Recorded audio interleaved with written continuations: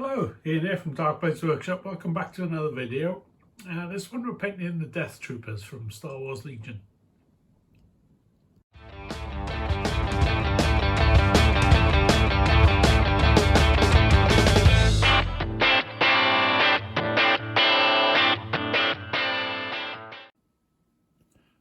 So here we go with the Death Trooper. This is one that I'm working on at the minute. I just wanted to explain a few things before we actually get started. The the main scheme is just a couple of colours, 2 or 3, 4 colours. But when I was doing it, I thought, oh, God, this is all going to end up looking the same, you know, apart from where the highlights are, it's just going to look awful. So I decided to break things up with using a couple of dark browns instead of using, you know, a different kind of grey, and I think it's working quite well, so I'm going to stick with it. But this is going to be mainly concentrating on the black armour.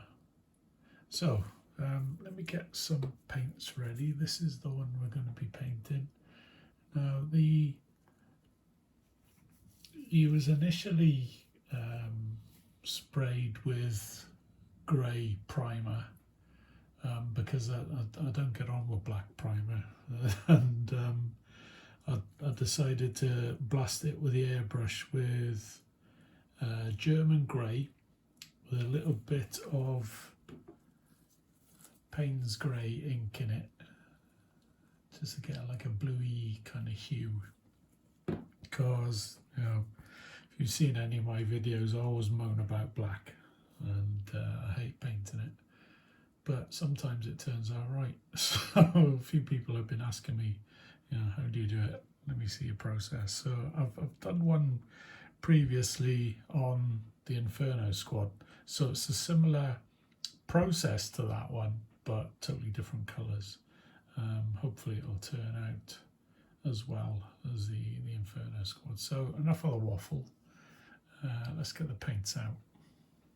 Okay, so some of the colours that we're using. So the original base coat is German grey, lovely colour. And then the first highlight, add in some dark blue grey to it, or you can go straight to dark blue grey if you wanted to. If your blending is better, just save time and go straight for this one. And then the highlights are blue grey pale 905, lovely colour. I've used it a few times before. And then for the highlight, I add in some off-white and a tiny bit of glacier blue, just to keep that blue hue in everything. The shadows are a mix of black ink and the Payne's grey ink. More or less a 50-50 mix, but really, really thin. So we're talking about 1 drop of ink to about 5-6 drops of water. But I would recommend getting this one because it's a superb ink. It's a superb colour rather than the ink. I don't think it really matters where you get the ink from, although, you know, this company are really good. Okay, so let's have a look at the palette. So here we are with everything set up. So we've got the German grey there, the dark blue grey with a little bit of German grey in it, dark blue grey on its own. That's the blue grey pale, and that's the blue grey pale with the white and the glacier blue into it. You can see it's not overly blue. It's just a nice light grey with a little bit of blue in it. So, and I've got my ink over to that side of the palette, so I'll be keeping that well away because the pigment is really strong. So what I should say is that the pigment's really strong. I don't want it running into, you know, the colours that we're going to be using, because it'll just mess it all up. So I'm going to start, grab the mini, and I've already, well, I cheated because I used dark blue grey through the airbrush just to hit some areas with a highlight. So what I'm thinking is, let me show you. Let's get in a little bit closer.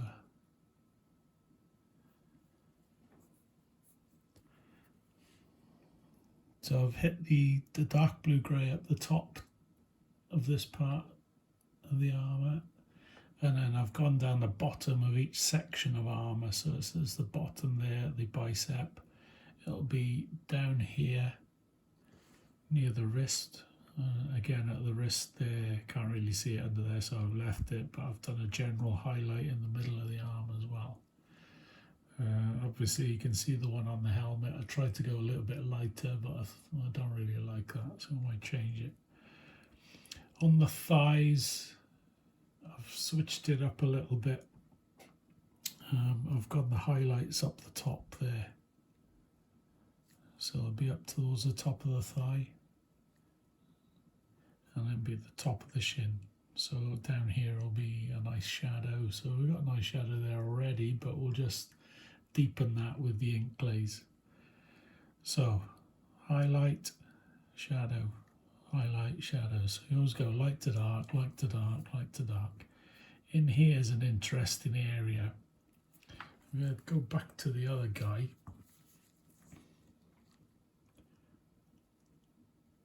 You can see the highlight at the top of that panel, top of that panel, at the bottom of that one. So I thought, you know, it'd be good to have the light hitting all in the same area. So the same, I brought the highlight to the bottom of that part. And if you go in the top of the shin, you can go the top of the calf as well. Right, let's get started on the main man. Right, I thought we'd start from scratch to save those people that haven't got airbrushes to do that, the dark blue grey stage. So I've put a layer of German grey down. So then we go to the dark blue grey, and it's about 50% water, 50% paint. And we're going to put a highlight in from about halfway up to the hip.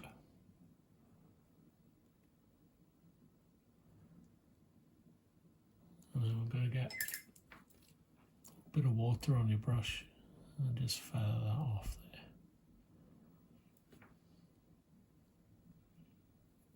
So I thought it'd be a bit interesting to do this bit because we'll have 3 points of light there. So we'll do this panel next. So let's just pull it down to that corner, and then from about halfway, just pull it up towards the hip. Just make sure the paint gets right into that corner as well. And there goes his arm. So I'll leave that dry. Then we'll go to a 50-50 mix of the dark blue grey and the pale blue grey.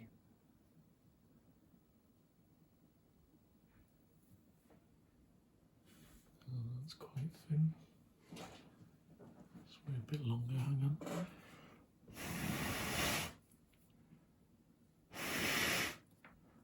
Human hairdryer. Right. So same again. I'm going to work our way up the thigh, but from about 3/4 of the way.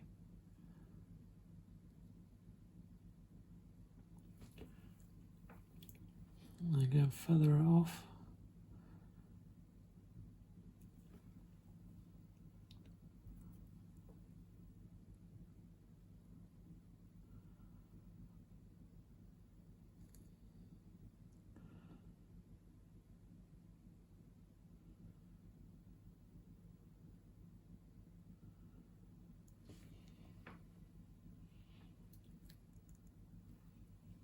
It's just water now. And I'm going to go to that 50-50 mix of the inks that we've got. Payne's grey and black, wasn't it? And this is very thin. And I'm going from halfway, but coming down the way. And this will give you a rich there's not much room to put it in here, so I'll just put it up there and in the middle. You can do as many passes as you want to try and build up that bit of saturation in the colour. So I'm going back to the 50-50 mix again. Same again. Just put it up to the top. Put it into the corner. Working in a smaller area each time, so I'm building up the intensity towards the tops of these panels. And while we're waiting for that to dry, we'll do another couple of passes of the ink. Smaller area again, you're working, well, you're starting the pass from further down. There's not much you can do in there, but each subsequent time you put a layer on, just work your way down the thigh. And now I've got the pale blue grey on its own. And really small area again. Just getting the excess paint off my brush.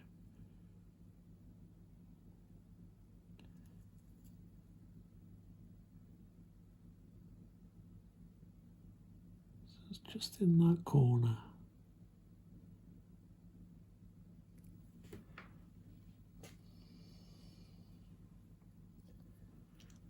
And you've guessed it, while we're waiting,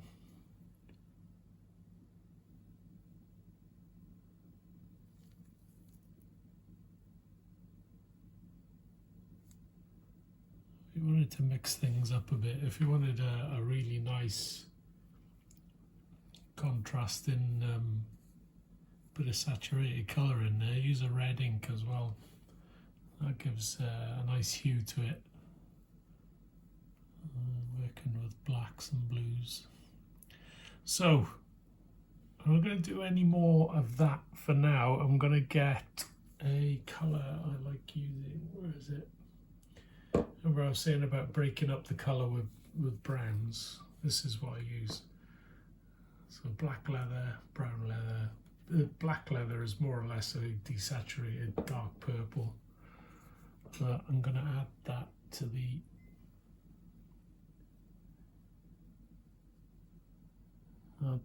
brown leather, so we've got a pretty, well, say 70-30 mix of black leather, brown leather, and I'll just put it in between the panels.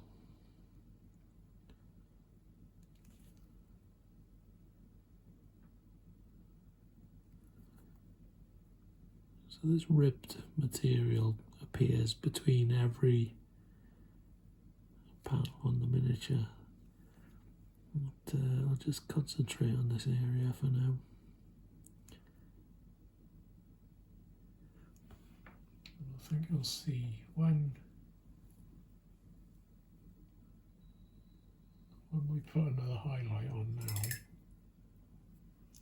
now, it should become more apparent. So this is the pale blue grey with a bit of off-white in it, a little bit of glacier blue. Quite light, it's quite thin, and I'm just going to dot it in that corner.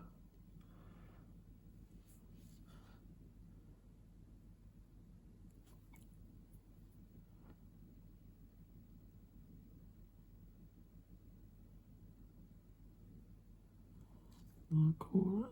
And this corner.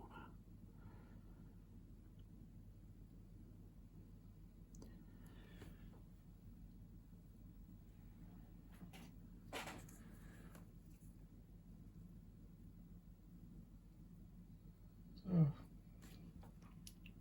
I think we could go a little bit lighter on that one if you really wanted to push the contrast. Just add a bit more of the off-white to it.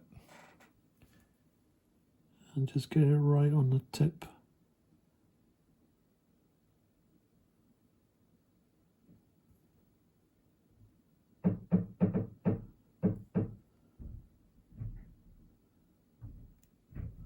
Apologies for that.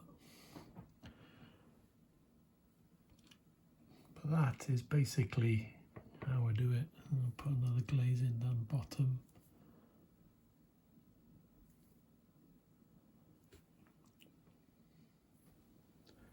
So I'm going to swap to another miniature now, and I'm going to do the strap that runs from the shoulder. It's another interesting place where you can put a blend on it to make it look cool. So it's like this guy here. Yeah, about there, I think. Yeah, you can just about see it. The lights are really harsh. But how we do that is using the same colours, but let me zoom out a minute. There we go. All right, so we got the dark blue grey there. It's thin-ish. This is the next morning. Using my wet palette. Just add a little bit of water to it. So I'd say that's about 50-50 water and paint. Yeah. So I get some on my brush. Still try and keep some semblance of a point on it. And then I'm just going to dab it into the pale blue grey. So hopefully you can see there's a white tip on that brush there. So leave that aside and zoom back in on this guy.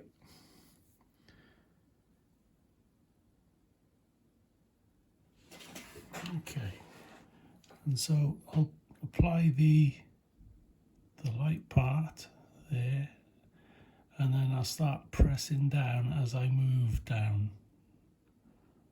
so you get more and more of the darker paint on there. So I'm going to leave that dry, and then what we're going to do is get the 50-50 ink mix that I was on about. If I've got any left on the palette, yeah, I have. Just make a quick mix because it's dried out. And we're going to glaze that from about halfway down the strap.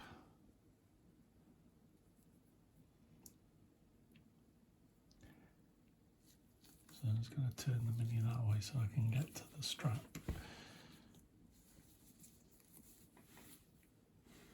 So I'm going to start about there. Let's pull that glaze down. So we'll do about 2 or 3 passes of this once that dries now.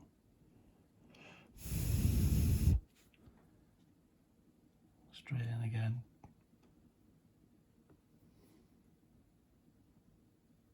Let's keep a mental note of where you started, because the first pass was there, the second one was there, the third one is going to be about there.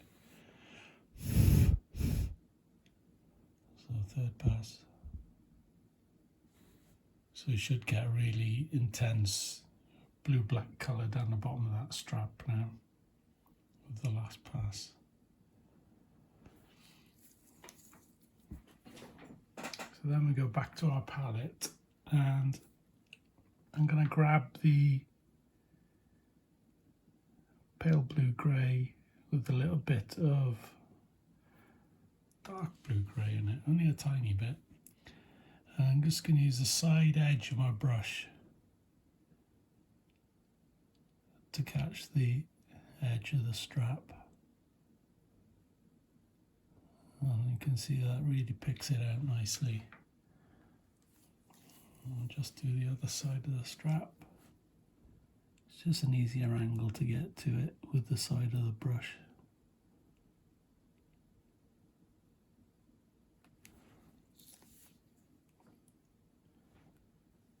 So if you're not happy with the fade at the top, you can always go over it again. It's not a problem. I'm just going to load up my brush with the dark blue grey. Dip it in the pale blue grey. So I've got quite a bit more on the tip of my brush, you can see there. Maybe a little bit too much. So let's take a tiny bit off.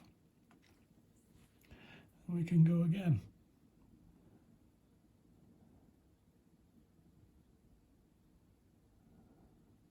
So pressing down now.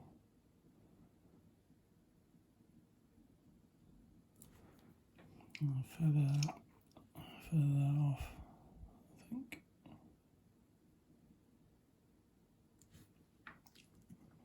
Yeah, it's a bit too light now. So you can keep playing until you're happy. I'm just going to glaze over the top. I'm not stuff from about there. So that's just the ink glaze, just to bring it back a bit.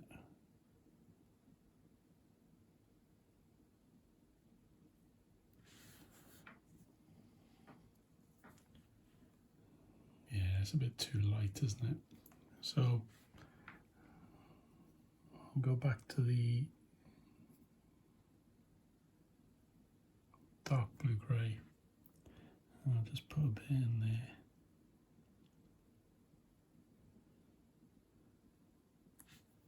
And feather that.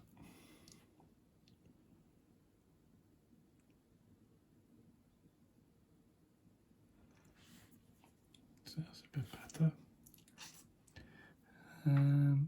So I'm going pale blue grey on its own now, just to catch the strap up the top.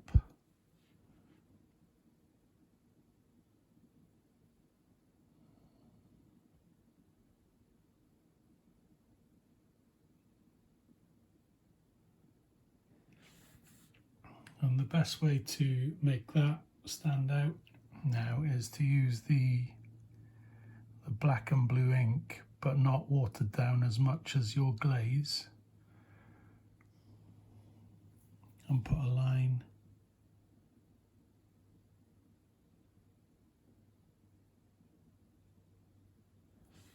between the strap and the armour.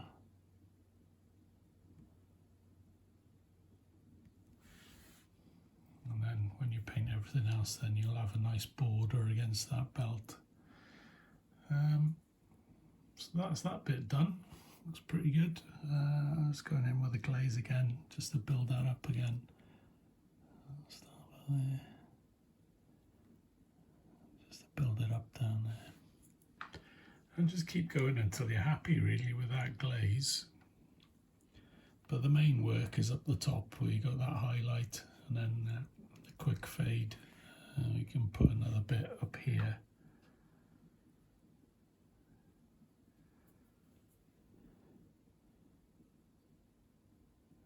You can do the same for that bit there. You do the same blend coming down the way.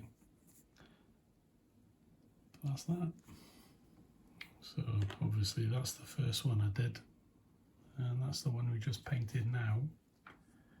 And as it is drying, I can still see a little mistake there, but it's easily correctable once you go in. If you can go over the top again and just get that quick fade. But no, not too bad. Right, let's move on to the brown part now. So put a couple of highlights on these ribs with brown leather. And I'm just going to run my brush down so it acts like a dry brush. It just picks up the ribs. And then to finish off, I'll put a black ink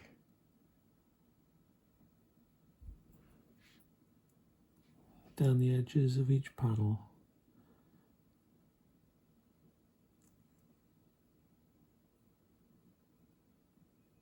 And that really helps to define where the armour is.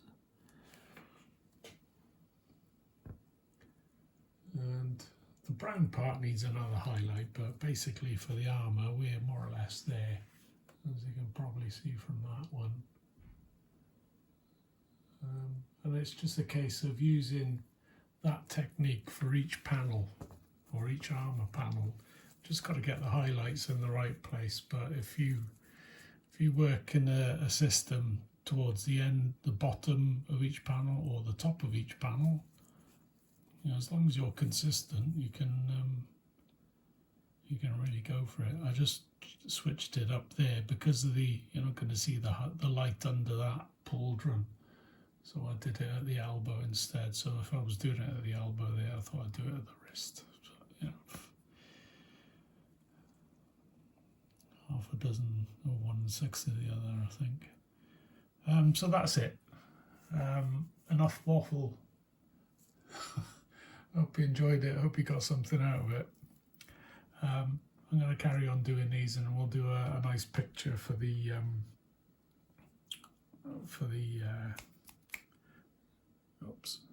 thumbnail of the video, and I'm going to upload it as soon as I can. So I hope you enjoyed it. We'll see you in the next episode. Cheers. Okay, so just to finish off, I painted those bits at the front of the mask there, down by the chin. I put a green down first, like a errati green, something like moot green if you got Citadel paints, and then I put some fluorescent green over the top of that as well, so when I shine it under a UV light it looks really cool. So I got a reflection on the top of his chest and on the strap as well, but I thought that looked pretty cool. The weapon, I've come up with a new recipe for my weapon. So I've got oily steel from Vallejo. I mix it in equal quantities with black, and then I just do a black wash over the top of that, and it gives a lovely bluey, steely, you know, really cold looking steel effect to it, and I really like it. I don't think it's that apparent in this shot, but when you see them from the side and everything, it looks pretty cool.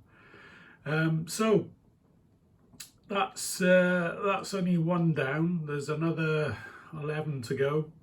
I'm slowly getting through them, but I think it'll be worth it in the end. You know, as you probably know, I'm not one for just giving them a base coat and a wash and getting them on the table. I do like to take my time. So that's it for me for now. I hope you enjoyed it, and as always, if there's anything you don't understand or you need any help, give us a shout in the comments below, and I'll get back to you as soon as I can. So we'll see you in the next episode. Cheers.